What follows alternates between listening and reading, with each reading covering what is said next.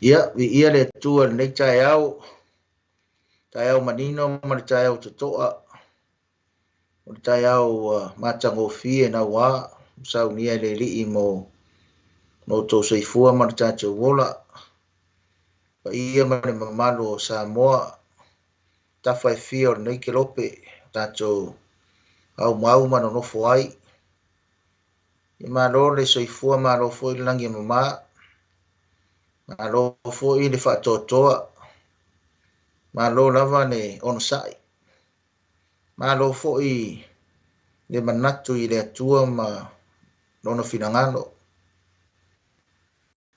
ia e vi'ia ai le li'i faatalofa atu i lenei taeao i tono maota malaoa ia maise fo'i o so se mea lava so se nofoaga po tono ta'avale po tono faifaigaluega ia po o lalo se la'au po e tutu fo'i se maketi po e maua mai lenei polokalame masani tatou polokalame sa iaia sogofua peita'i ia peia ona fa'ailoa atu i le vai aso ua tuanai atu ina ona o nisi fo'i o le valauina ua vala'au ai fo'i e le atua ia ua lai ona sifi mai tatou polokalame o le faugagana o le malo Isaraelu i aso lulu taitasi ia e vi'ia ai le li'i i lenei taeao fa'afetai le atua ia inana tausiga ma nana puipuiga ia maise fo'i o nana leoleoga ia mana fa'amanuiaga i tele lou tou soifua ma le tatou ola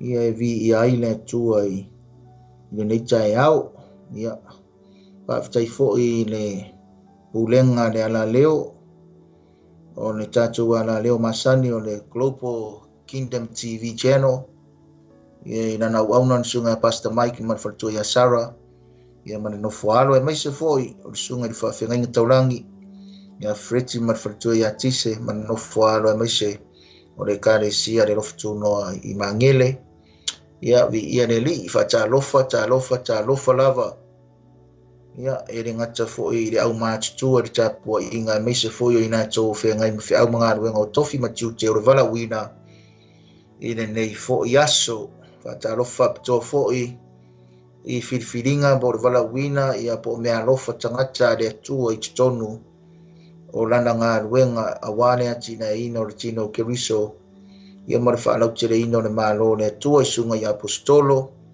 sunga i perfeta sunga i whaevongalia ia o fai au po leo mamoe lava ia ina ngata fo'i leo sunga i whaia onga le tuspa ia whaatalofa fo'i misionare leo whaasana lau o e tālai tāna nei ia maso se tō whinga lava i tono so se kāresia whaatalofa atua ia te oe le nei tai au pa ia mare mamano o tamā tina ta ama matene tala vo'u ia se ia o lava ia alo ma whanau o Samoa ia so se Samoa lava pe ono whai atu ia o lo soifua ma e ma papa au i tue fia o le nei la lo langi tatou ola ma soifua ai ia vi ia le li i le suafa mamalo Iesu Kiriso le tatou li i ma le tatou whaola e whaatalofa atua ia te oe le nei tai au le suafa manu malo leo Iesu ia le suafa lea na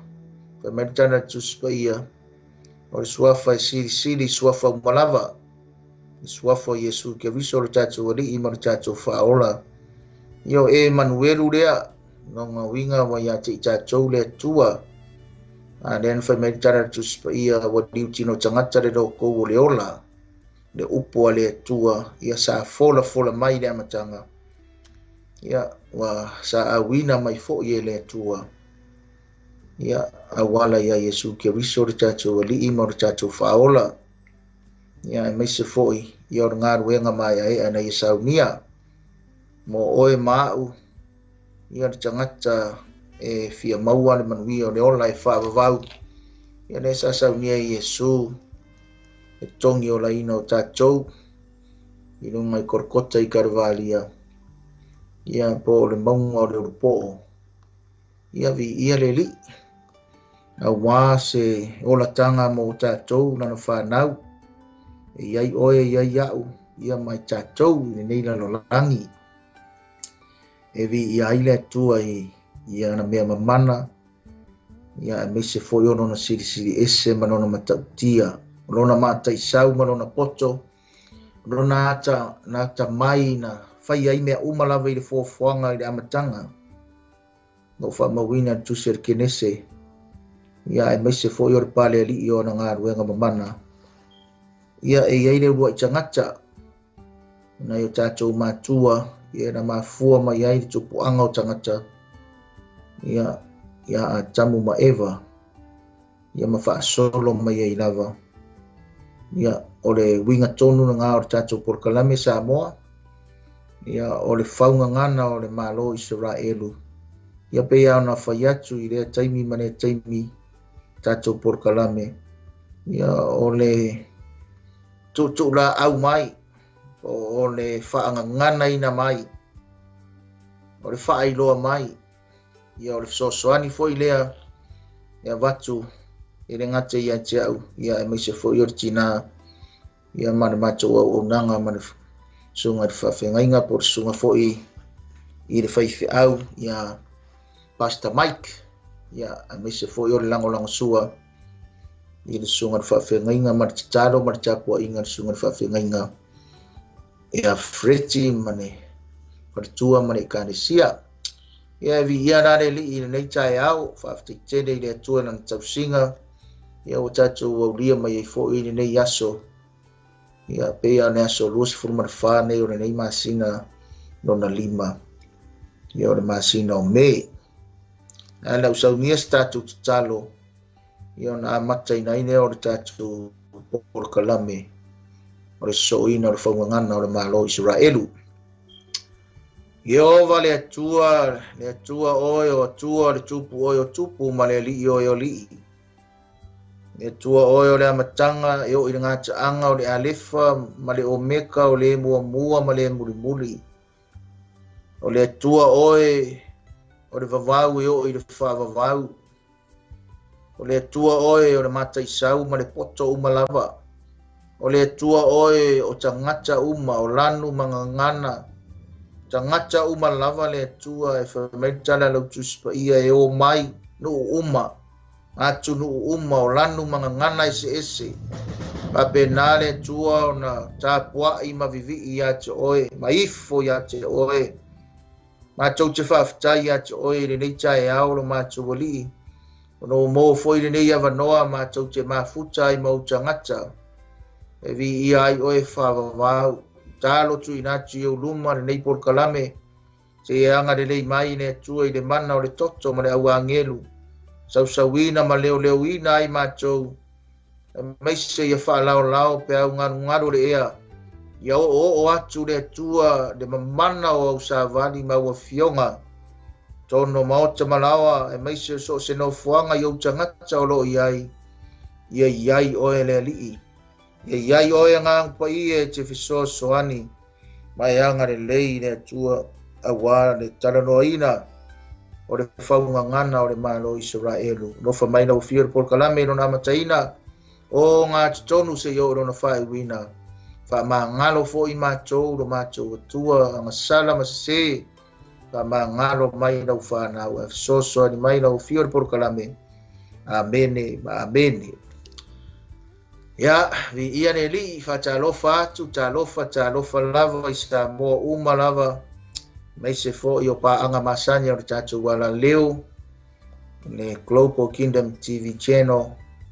Ia mai se fo i o pa anga masanya o le tātou porkalame o le whaungangana o le MALO ISARAELU. Ia, fa talofa atu fo i wō mainga au mea mamae. Ia mai se fo i o le ainga o le alii, ia le kalesia, le Prince of Peace. Ia po le alii o le file mus, ia mato e kalesia. Ia i maangele i o kilani New Zealand nei. Nga te ina tō uma fo i o e umwhai o na maua mai le porkalame na nei taimi. E fo si taimi e te mai moa mai ai le porkalame te whatalofa whapto atu i ate oe. I le nei tai au, ai fo si tasi e fo mai tato porkalame. Ia whatalofa atu i ate oe tatou pa anga masani tatou porkalame wha mone. Ia tango e share tatou porkalame whaasoa matufa atu i nisi. Ina ia manuia ai fo i nā tau. Nei tai au tatou porkalame msaro tatou por kala me sifuma le lua nei pe fa pe sa o au ra mai tau ia o FAUGAGANA o le malo ISARAELU ia o le afa uma tusi le lua le tupu mta po lus ma le tas ia o le fai upo e lua sifuma le iva ia se ia o atu le fai upo e lua sifuma le ono sifuma le iva e o lua sifuma le ono ia vi ia le atua ia fai foi ele i o atu le faatalo foi atu oe tono mau tanga se ngase ia alofangia le atua fai foi stasi o mai i se mana onga fa feiloa i le atua lo mana onga o le FAUGAGANA o le malo ISARAELU le nei tai au ia o tatu tu se fai taunga o le lua le tupu ta upo e lua sifuma le tasi fai upo sifuma le iva ia si whaangata mai whai upo e lua sifuma le ono la tatu tara noa i le tupu le ngoi a amone o lon tamai ngoi a manasi amone na tupu amone ina ua lua sifuma le lua o na tausanga ai ngā le lua tausanga na tupu ai lua tausanga na tupu ai ona o le talaanga o le tupu leo amone awa o le ingoa o le winga o le ingoa amone o le ingoa amone si fatolo tala le amata tatu por kalame on tatu o roli le upo le li o le ingoa amone fai mai o le ingoa ai o le ingoa farani ia o ngā whaongana ia e le au eleni a o le au eleni te tonu o le nu o le atua ma ave i le ingoa le amone na le winga na e fai mai e foi lo nga whaonga ina i le ngana ai kupito a le winga na i wai te lea winga e ma winga o me foi o ingoa atunu pe foi Samoa a le winga na le nga o kangoa o ia piki mai la wawa ai atu ia ine e fetaui ma le matustu singa na wha mau raro ino fo ai ngā tupu le winga le ngoa a mone fai mai o le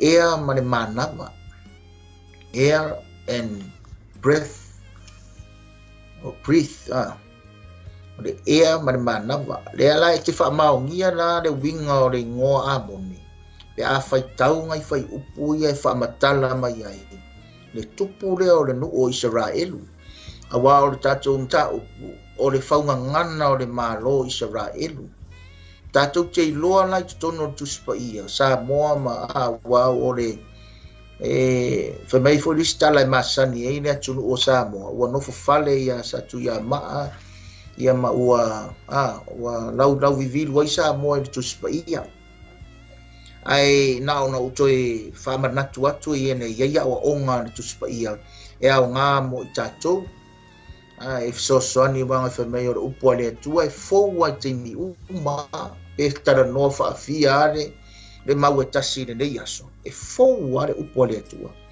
ma e whao ngāfu i le atua o na tangata ma na au ma taulanga tangata taulanga soifua le atua e mori ai le savali le atua i le tangata ma le tangata lofa foi la le atua Samoa i le tangata e mo mori sa o ia i le atua le savali mo mori sa o ia le atua le message when God loves us he gave his only begotten son is a message o le fe au nga au mai e le atua mo oi ma au mai tato umalawa me ngai nei nga fa ngai le tua na perfecta te mi o finging tuai mata mai le nu o le tua yo staulanga pa te mi o staulanga ngai ai matupu fa solo mai ai te mi o perfecta le ngai masangi ang o tara no atua ia toe te mi o tupu ma te mi o staulanga ya sau le tua e sau le tua i le perfecta e au mai le fe au i le nu o le tua nei na tai au o le tau amata kutunga o tatou por kalame le tupu leo amone la tatou tiro nei e wa le menga o fa ko o winga nga le upu amone ai a fai wa ngalo ia te oile winga le upu manase nona tama le sa tupu foi wa o malo mangase ia le nga fa nga kai ka por kalame le vasu ke ngi nga wa oti manase mateu i le tunga mau on kama i le foi upu es forma de valu le na wo so a por fai pos forma de ivo le luar tupu mta upu lus martas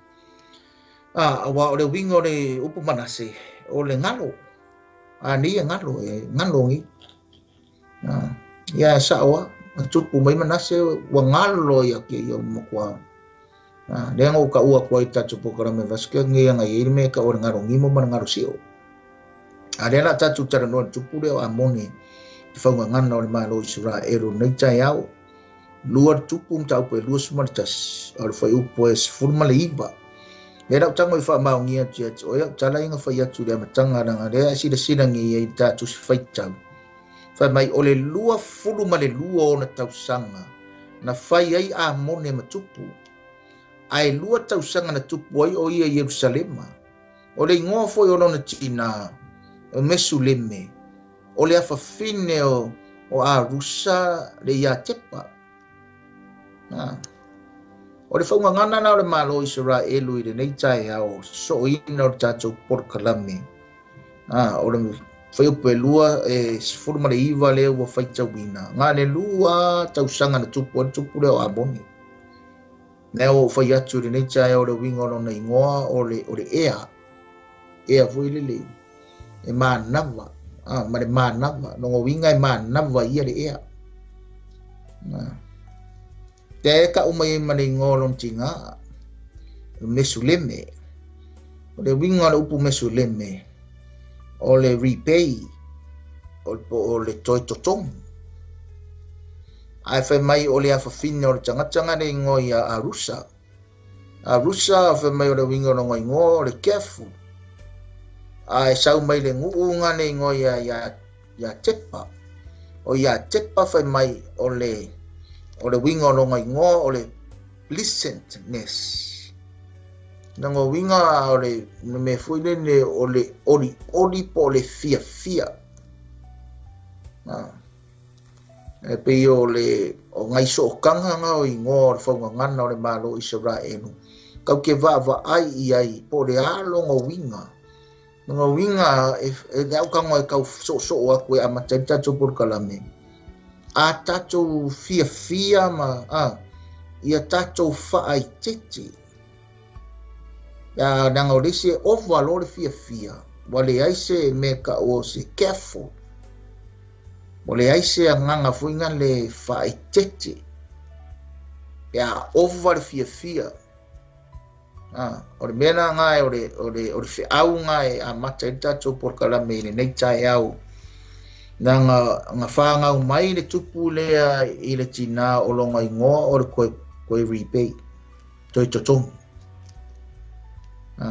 fai mo na nga pe fai punga sumaiva fai po lus fulu fai mai na ia faia le a mio le anga i lumo le ali fa pe ona fai e lona tamao manase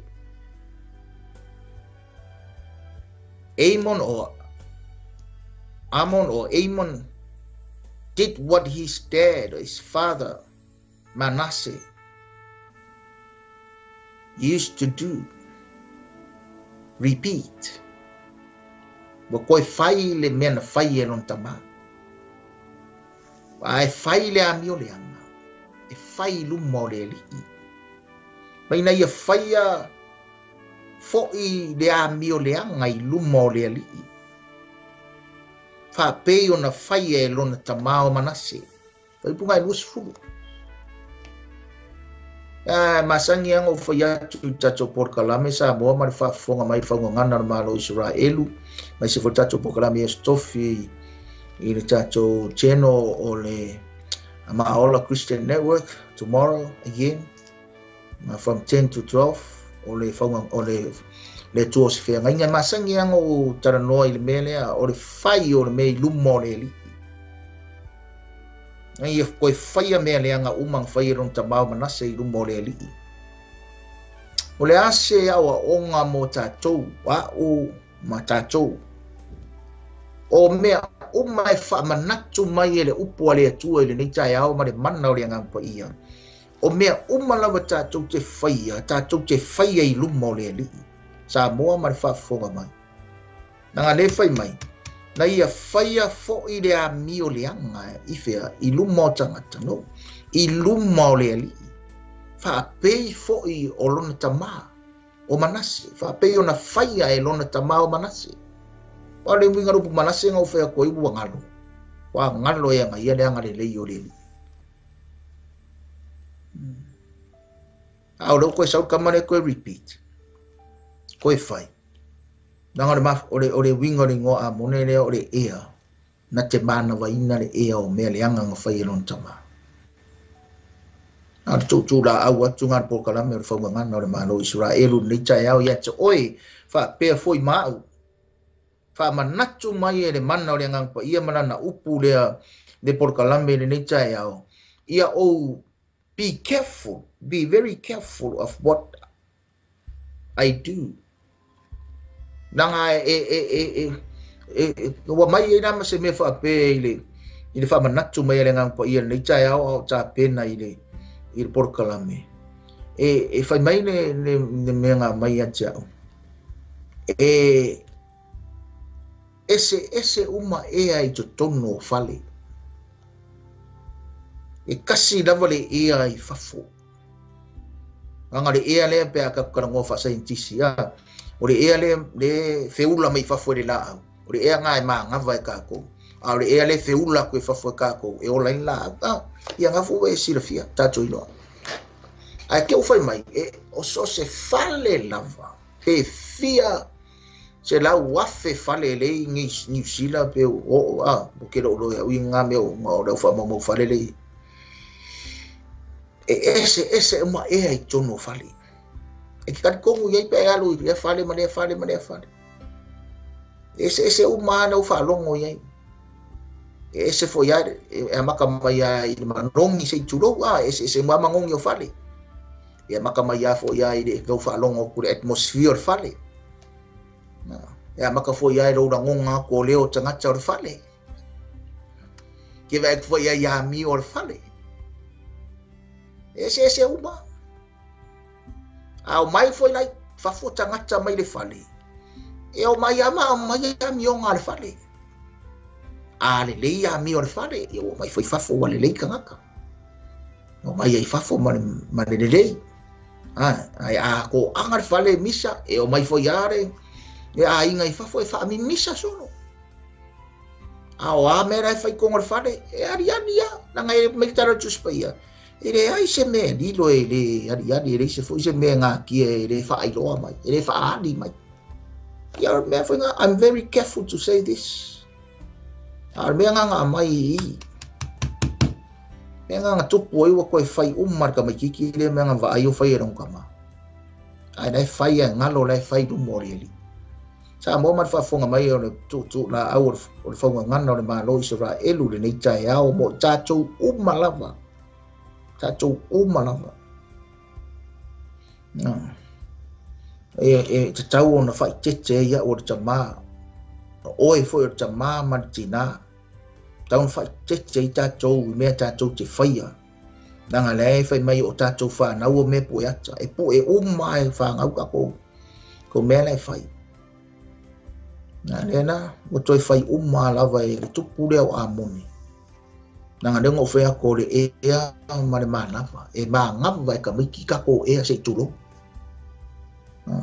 Ako mai foi la I le tino e kusa leia tu mai le mafofau e tu tusa leia tu mai foi la I fa le nganga e tu tusa leia.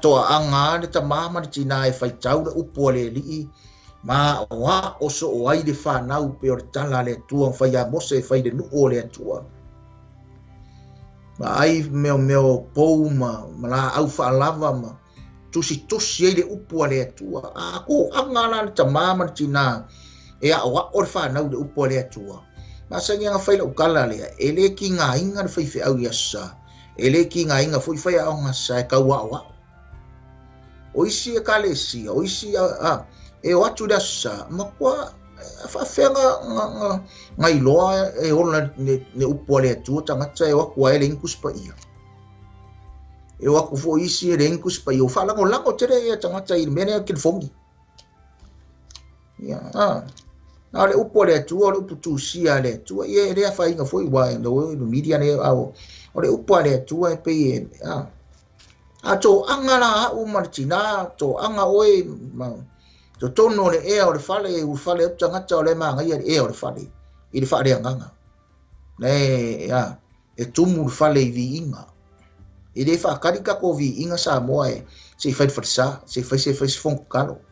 Whai ai tono lo maota ma lo lao, kongo lau ka vale. A whio soi whika kongo lau ka vale la ngonga le leia. Le ea o te tono mea o lau si o manga. Nea, le ea le nga mau i tono le ainga nea. Ia whenga le wholo i a mone i a miwa mangasi. Tutula au whangana le malo Israelu le tai au ta ma. Ia whatasi e fo i matina. Ia wawa ai o lo muli atu o tō walo ma tātou whana o lo lato mai taua. Lo o tō soifua mo lo tātou wola. Ia koe whai umanga ia. Whai whai poe lusu matasi. Na ia whai a foi whai poe lusu matasi. Ua savali o ia i le ala sa savali ai lon tama. Wana au na i tupua sa au na i ai lona tama ma ifo fo i ai. Kawai so o maia. Ei podusu markas. Ua savali o ia i le ala na savali ai lona tama. Wana au na i tupua sa au na i ai lona tama ma ifo fo i ai. Koe kokongi, koe whai, koe whaawau le a mio na whai e ron tama. Savali ala umang savali e ron tama. Mene e a wa o mai ale tua ia te au i aso uma. Ia wa ai ala o te savali ai. Ia wa ai, ia o savali i ala o le li. Ia o savali i ala o le li. So as you. We need to walk by the ways of the Lord, in the ways of God. Ang kako sava vali yan lau le li sa moa mai, pa fonga mai. Sa vali mai fo ilo wakali i maloa fa fine yan lau le li. Mai tau umai ka miki. Mai kau umai ka miki, wa isi kei mi meo ka miki. Kia ki whaalongo kui rak whaangau o whai mai. I don't want to go to church. I'm sick of going to church. Sick and tired of going to church. Pare es kai mika ke fei kai e pe fa mi fa penga se akali ipo se afinge. Pare e the message ka ua e mai ya o ma mai chacho. Meaning o lai pressure ile ma fo favor ka mai kiki. Wa ma ko wo so ke fo ile lo. Ai ka ngola ko ko ise si piko no ma fo pe fa ite ma wo le mai la tsala le fa ya. Olai ke loai, olai loai ta mai titi. Aku sa complain meo ka mai ki. Ye ngofo le na no mai mafo fau. Wa isi tai me complain no fo mafa ngau. Yo ka ika ku yai. Ka ngofo ngi ma ko mafo fau fa pe. E alu waso sa waso. E tai me umma tu ta tu ma tu. Ai ku la I mai le me sa ka ku fa. E ka mai ki do maka ngana ko lo le. It's all about God. It's all about Jesus Christ. It's all about the Spirit of the Lord. It's all about the extension of the kingdom of God. Proclaiming the good news and the gospel. That is our salvation.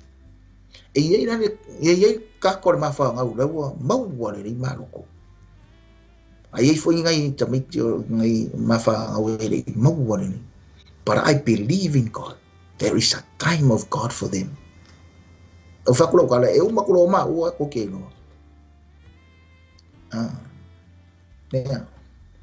il foi upe lusu mantasi famanak tu mai por kalam ni savali. Savali. Mua you fathers and mothers. Orkaku savali. Ai muli mai ta tutu langa mai because we are leaders leading the way for our families, our followers, our church members, our students. Maka lai muli mai oi ma mai tato umana. Very careful to say this because I'm a pastor and a teacher of the Bible. Ia o wa o malaunga ma uta fai o ke muli ma o wola. Ai muli mai fo tina ma fana. O ola mai was a valley, wo ko sa valley ala umang sa valley non tama. Au ngai tupua.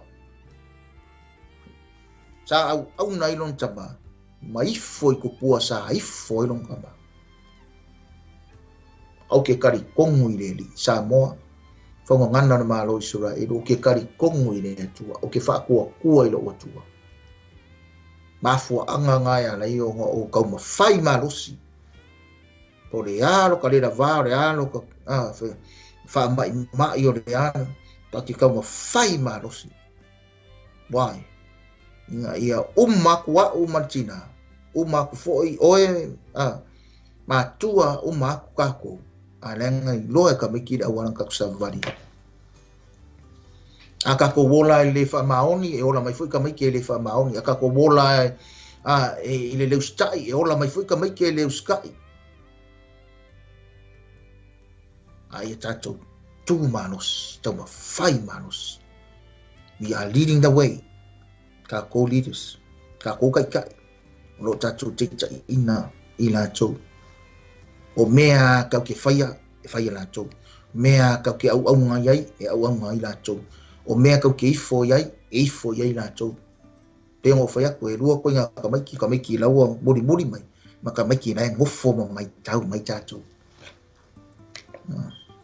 o feo ka mai ki ngai lele let me tell you something ilele umma ka mai ki lele pe ka ko wo ile ka ko wo ave ka mai ki lele ka ko ave tato a inga ile elele umma ka ngaka fa ile ai le kainyo le ile tangata na elua va engo e ma fa ye nga fa se tawa elua fu va nga fa ye nga fa se ka longa ele kasi se vai ale ai se si au ele fa se ka longa ele fa ko ka alo au kasi ele fa fo yang ko e ka wa au kasi na me ka ngo mai paulo me ka longa ma me tau ele fa fa sang ka wa ka ko au ya ka ko ki fa sang ka wi le au mane sau opposition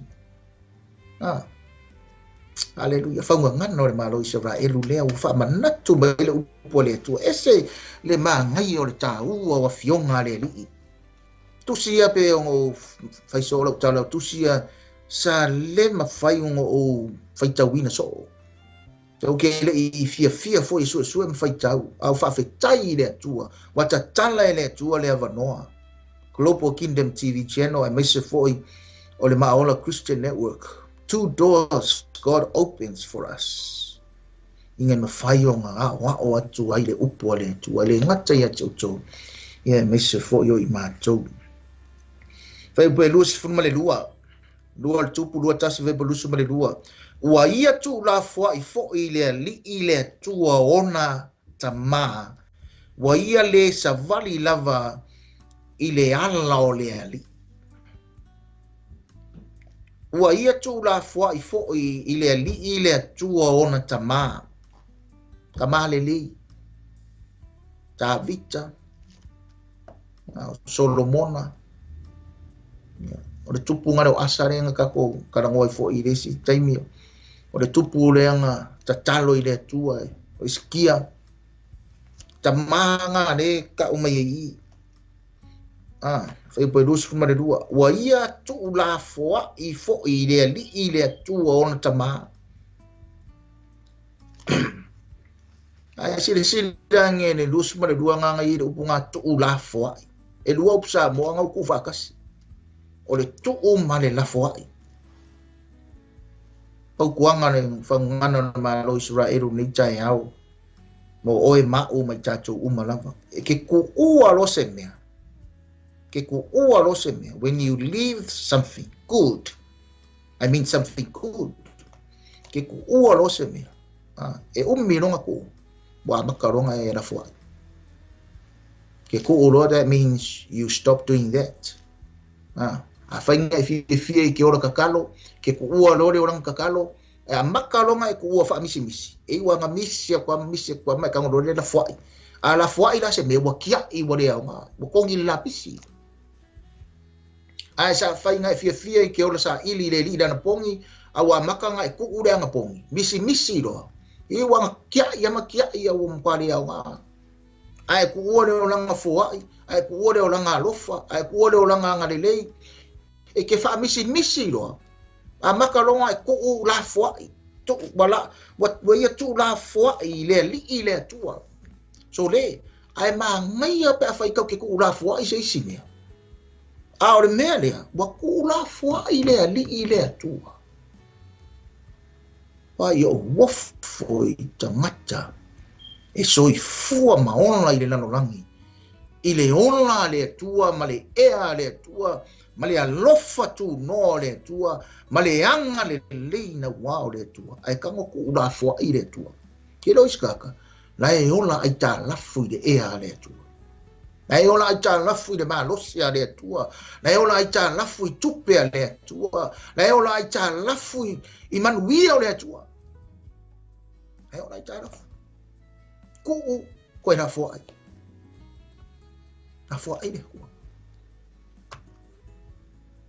E ongo fai ako e le lein ba maa ngai pe kango e na fua i seisi mea. Aore ku koe na fua i le tua.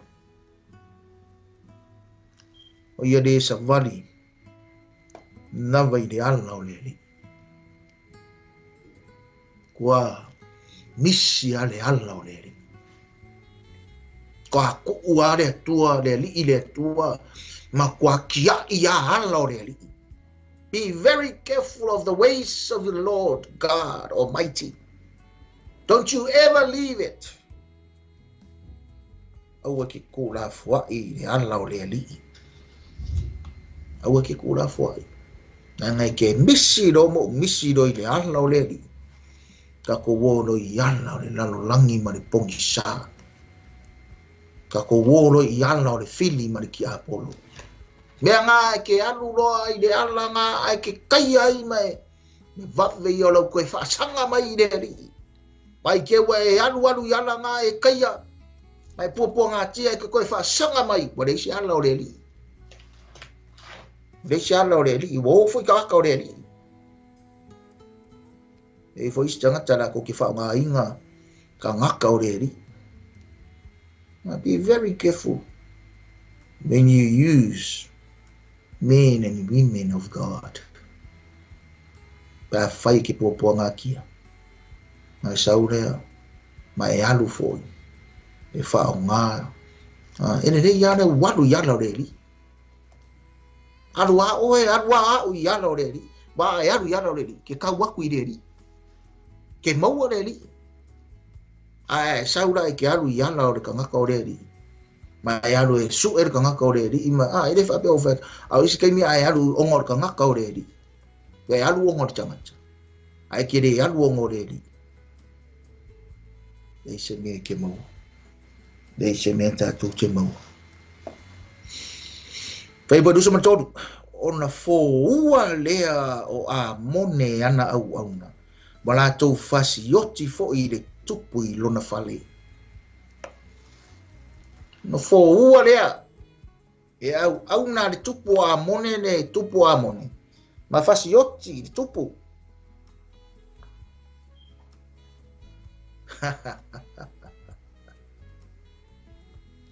Alo whae le tangata. Ma ke whaia le ame o le anga i rungo o le li. Ma ke wha ngalo ala o le li. Ma ke muli ala o le tangata. Ma ke ifo i kupua. Ma ke whaia mea umai wha ono ai le li. Ke lore i unga o tangata e whaia me ingo sia i luma o le sila whangapa ia le atua. E oki. O nong kau unga le oki. Whenga inga tuai lea le whaungangana le malo ISARAELU. Ake mga oi whai loia te oi le nei tai au. Aka ko karakala ngoa ki le oki le tangata e whaia mea ingo sia i luma o le li. E lei loa tangata la e ola woki. Kala ngā kuspa ia. Wala kongi. Wala ko whai mai wa ola a lau o whioti. Whia ngā ave de kare si tuseni. Mare wharinga. They say they are okay. They still live, but they die. They are dead. Tala e ola le tangata, malonga mangako, le e ola manguia, la e ola I mea, resi kai me, e ve manguia o le kingo me kau fa se e ya ki oi, mako. A ve manguia o le tino, a ve manguia o le mafo fau, a ve manguia, e le fareanga lango manguia, uma e mai e le tua. Ai a ve manguia nga, ma me kau fa se e ya oi mako. Ele avea ka kou e kele o kupe le langi. Ele avea tātou le poto mare ata mai le langi. E ave ka kou i le tātou loa ola I le o langa o le alii. Ola I yala o le alii. Ola I le whapa I aina le alii. Ola mataku I le atu. E avea mea ngā a wao lese whaola inga loa. Whape ala ia waroa rea ka whaoa ia, ma ka whaoa ia, ko e fo ia e whaile lalo langi. Ya, ale o tita o ngori sira kaka, ngai pe o kusinga avere kalesi, pe o foia. E ola mai a wochi. E ola mai a. A o me ana o me o fai longa le fa mau mau. O ti I ochi. Nga nga sawar malanga mari uma de ochi. Ya. Oki ko ama oki ya moki, aisha, whatever moki. E ma ngair mangongir perfume ma ngair mangongir pe lagu pe wa ma ngair mangongir ma ngair de pe ma de sei ma de ula ma ngair papango vali la nguku ma ngair a me ngai fai de oki fai me ma de oki yang kau ngu de oki fai mai no apostolo a oki ka ka le li dai moe ai a oki ka ka le di boki olong fa va de oki fa va oki Mengang family de tala masangi itacho e manga o mia de luo fa ngau e kasi doki ai a kasi fa ngau tino mai o e fa ngau mai kingo ngau kingo ala ko a o e fa ngau mai de nganga e le ngaka kingo ma de nganga manga o mia na luo fa ngau tino ko fa ngau de nganga kasi doki ngado ki ade fa ko ngan manguia ngaula le e fa ngau ai akasir whangau kingo kwa mea umarwa kwa vai money everything or kingo bakwa kau yoroki marua roe ngoki okil kingo ngia le ngoi ako vai okil ro umaro manga ba pidi maro umaro yang kala okil kingo ai ko okil maranga e do la de okil de nganga kanga pe awo ka uma na le okin me mo tangata fai me ingosia I rumo le tu e bodu semar fa ona fasioti ai le e tangata o le nu ya te ila tou uma na fo ua le tupu a moni o to fia fo e tangata o le nu lona tali yo sia e fai matupu e suia yo ia ona fasioti ai le e tangata o le nu ya te ila tou uma na fo ua le tupu a moni. Wa tō fia fo e tangata o le nuu lona tali yo sia e fai matupu e suia yo ia. Na vai ai, wa umang fasioti anga au ngā le tupu. Ko e sau malesi oti. O fasioti e le nuu au na. Wa lua oti e mafua mai eisa o ngore mea ingo sia I rumau ne atua. Me tāua lea, au tāua lea I whai upu lea whai tawina. Whai upu e lua si funmar whaa. Oti le tupu o ngore taui o le mea inusia. Ona o fasiote au na. Koe o mai lea o le nuu o lea tua. O mai koe fasioki au na. Ona o le taui o le mea inusia. Me le tusa mane fina ngalo o lea tua. Sioki ko sui yange ni tangata fai matupu na mai ro fai peruso ma dima o toyo mea a mone na ia faia ele tusia e ia me le tusio tala o no fo inga tupu yuta fai peruso ma lima o toe o mea a mone na ia whaia, e lei tusia e ia mea i le tusi o tala nofo i ngā tupu o Utah. A whaia i aise nganga o le neitai au o le whaungangana o le malo Isaraelu, o le nganga e wawa ai ai whai upo e luas funma le lima o le nganga o le whawhetai a te oe lea ma o lea wa tato i whatasi nunga le porokalame pe a whai wā o mai lea tua i lana upu i a te oe pe a whai wā o mai lea nganga pa i o lea tua i a te oe na ave leo se tato whawhetai tu singa le upu e upu tusia ya tato whaitau le upu lea whawhetai lea tua i le mana na li liu le upu le i le wha moa ai even wa li liu le upu le wha moa e o tangata Samoa i reko anga wheka upu na menga kusia umalawa i lalo o le tala o nofo inga a tupo Utah ale uka ko wa o ai ni chai au ale uka ko mau le upu le tua ni chai au ale wa mau si fe au mo o ya si fe au nga fo mo au i le nei yaso mo le nga ya tu fai ungo nei va yaso wa fa manatu mai le e au lo fale fa manatu mai no savali wa fa manatu mai yala o le li wa fa manatu mai ia mea e ino si e fina ngalo le tua a fa mai mo tusi o mai lalo Neri wha mawina e ia mea i tara anga o no fo inga o tupu a Utah. Nā mea ninga wha mau. Nā mea ngā ninga kusi. Nea, e kusi ngā o ngā ku'u ai i. E tusi ngā o ngā kāpungi ma ku'u i kāpoki. Ngā kāpungi ke roi stanga tai ku'u ar whasala kus pa ia. O i stanga tai ku'u kongo kā vale. Ku'u kongo kāpoki. Ku'u nungo. E ku'u kua koe so e ai da sa. Never read the Bible during the week. Even one verse a day. Ala o kusi o mai nalo mo o e mao. Fa fitai ya to e a fai fo e teri fai tawina ne tala a leo e ki mai tatu wala leo i le tatu mta upu i le nei tai au. Ale wa e fa fonga i ai. Ale o tatu kako wora i e au ngale upu mo tatu. Kako wo e ola inga le upu. Kako wo e fa au ngam fa tai i le upu. Kako wo e fai se tino le upu a le atua i le nei tai au mo oe ma o mai tatu. Kusi o mai lano. Why?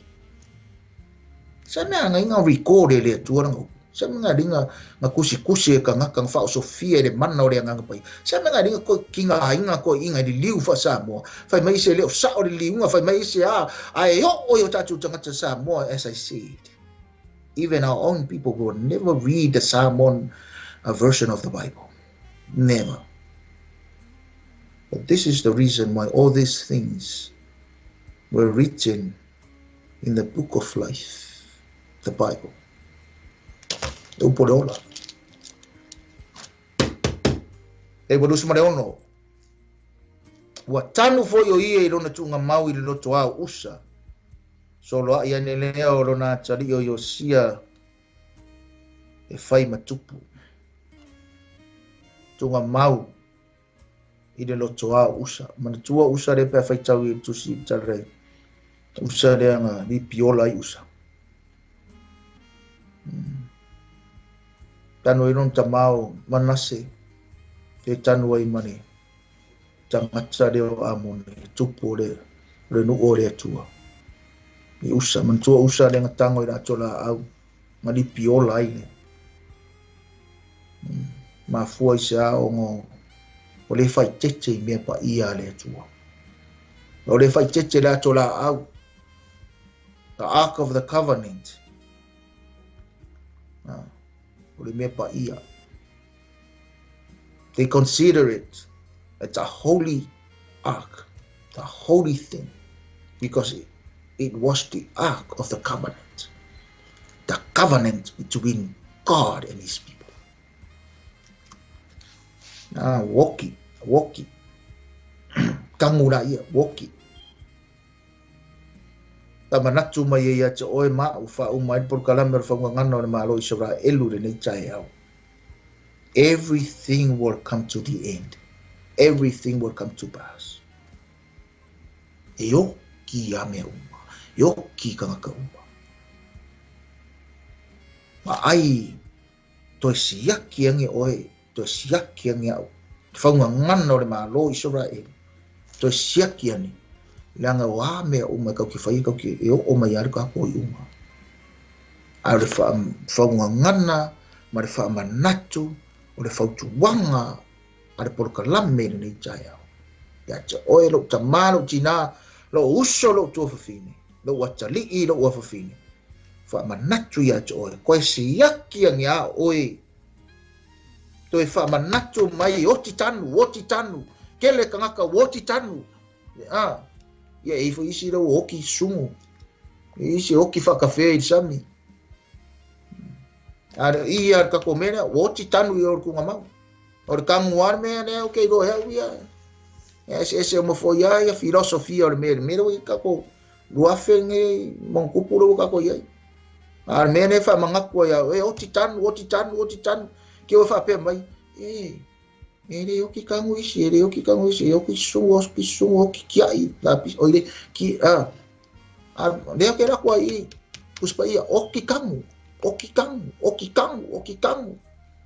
Manatu mafangi atu oe, oki nge, whamakfu i kiau, oki nge, umo whero no gorua, oki nge, ia, nanga e, ke ore uskai makwa inga, ufakua woki kai au, kangua ure fiafi. Woki la fiafi, kangua ure kai au.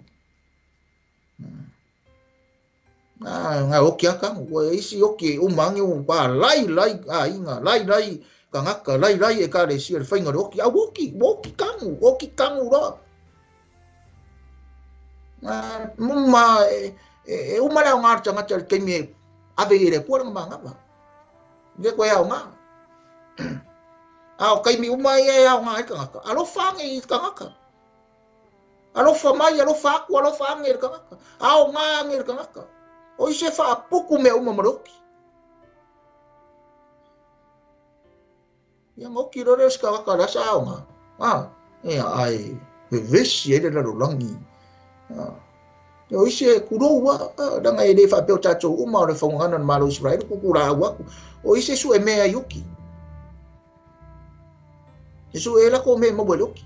E o mai ka mai mea vui. Ai manga o e waku uma re fia afe, ma re fia puso apa fua. Arangana mikaro whamangaku wa, mai mau vea whakiri siang kako mawhawhau. Nganga o kia kangura. O mara nga. Wat ke minga ene soifua nga yo matua. Soifua nga yo matua whareanga. Soifua ia wo mau kangaka. Soifua o ea nga iei. Langa e umaro ene koe pula mai au mea ai whai. Are o kia kangu. Mea o whea koe. A tato mana malama i whi ngano reri. Ngai o ki roka ka manguia roka ngaka. Ngau isi. I ki roka, whao ngāre o ki e manguia. Whao ngāre o ki e maua imea. Whao ngano na malo i Israelu rea. Upo ngā kuspa ia. Ngai o ke rako au ia kako text, kako tusi whaitau. Ngau ki aka mura, ai ki o whai mai ki o i rori history ngai, fear, celebrate the life, pay tribute or pay respect. Yes, thank you for that. Ero whangia o ele atua ni tai au. So sorry atua atua. It's not my word, it's God's word. And the Spirit of God is here and there with you. If we understand the Lord, a whaikau ke malama i lea ni. Nonka ko wola ana e le manguia ma le whire e mua o le atua. I roko soifua ma le tātou wola. Iova le atua le tamā sili e se lo fio i le langi. Lo no foali i lea. Ai whai mai le tala a lau tuspa i e whetau wheturi ia i au fufonga i le lanolangi. Awa au wina mai foi le uanganga pa ia le mana. E wheso soani. Ai maisi a le taimi mātou te ngalu rue ai lau ngānu.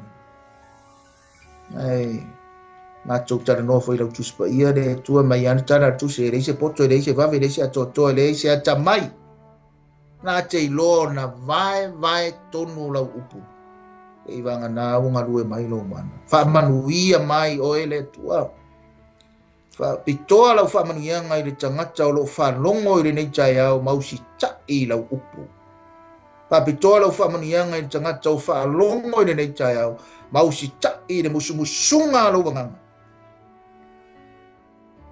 alo fa ngia lau fio tangata o le matou nuu o Samoa ai maise le tua o le tau mawhaia e tau sootanga le whaungangana o le malo lea oe na e tofie le lalolangi ni nei masi o matou malo Samoa a matou malamalama iau sootanga malau fina ngalo i lau whaoratanga so nuu so atu nuu so ele so toto so ano so ivi le tala le lei i matou mane nuu lea nanga le nguunga makoke mau ai le manuia e mafua mai o ngai le o Isaraelu lava lai tu i le lalolangi a o le tua e ona le upu na fetalai mai. We honor that word, that the word was spoken to your people and what it was written in your word. Tell Israel, they are my people, my nation, and I am their God. And so as we as Samoans, we are your people if we honor you, if we choose your ways, if we walk by the Spirit and in the Spirit, we will listen. Not only that, but we will hear and do your work, and also obey your word. E tua whaamanuia mai nau fio, whaamanuia iau tangata uma, whaamanuia le ala leo le tua, lau au auna e a freti ma whatua whaaro ma le kalesia, whaamanuia Pastor Mike Masara ma whaana, manuia lo nuu a toa le nuu o Samoa, whaamanuia lo nuu o Israelu, whaamanuia tama whanau le tunu o lo ngaru lue lo nuu, manuia lo nuu le tua ion taitai, tangata nuu ma tangata umau, tangata siasi ma tangata talo, tangata rolofa ma tangata foai mo lo nuu, manuia o ele, manuia o mea whanga o mea tuto o ngā sami, whamanuia o taitai inga mau pulenga, whamanuia o leo leonga, whamanuia aipa ia o Yerusalema ma au pā, whamanuia mai mātou o tangata uma o au auna, maise o mātou i kālesia mo mātou a inga, wō mai masani, manuia i mātou uma ni nei asu, maenga o tutoe la fua i ato oi, whamanuia mai o Yesu lele, whamangalo fo i o mātou angasala, i le toto tā ua Yesu o vala awa toi nei, amene, amene. Ia vi ia le tua nei tai au ma lo lava papale ma lo le ono sai i le pa ia ma le mamalu o Samoa tatou iai whaatasi i le tatou porkalame mai ana matanga ia onisi foi whaatoa toi mai murimuri ia se ia o mai nei taimi ia o le upunga ne tō mo tatou uma ki o fōkou whapia mai o hei maka kwa ia kia ulanga o le mea e pe murimuri ne whamasinonga iau o iau ko e whanongono ai mo whamasinonga i e kaukalaku pe o mātou pe o wa nei tai au ia vi ia le li whaftai tere nawa o lau te talo ia manuia oe malou a inga malou o langa ia whamanuia tere ne atua ia te oe o lau ngā luenga o lau a inga o lau pisinisi o a onga lau whanau e manuia tere oe langa te ai whai te tō anga e whalongolongo mwhai tau mausi tai ma whaia le upu lea lea ia sisi manguia e siri aku manguia loko ma le anganga ma le mawhau i le upu lea no whangia ene tua oe tō anga e whai tau le upu tō anga e whalongolongo mwhai le upu te manuia o manuia o whatere atu pure lofa le li vatu le soifua ma le ola e naso lulu o mua tātou toe wheiloa i ai me le tū lau le afars fulu le afars matasi i le vai aso fou ia i le anga le leo le li tātou porkalame masani o le whaunga ngana o le malo Isaraelu i le tātou ala leo ia o le Kingdom Global Kingdom TV channel ia whaamanuia te ratu le atua ono Yesu le lei alofa te le atu. God bless. Shalom.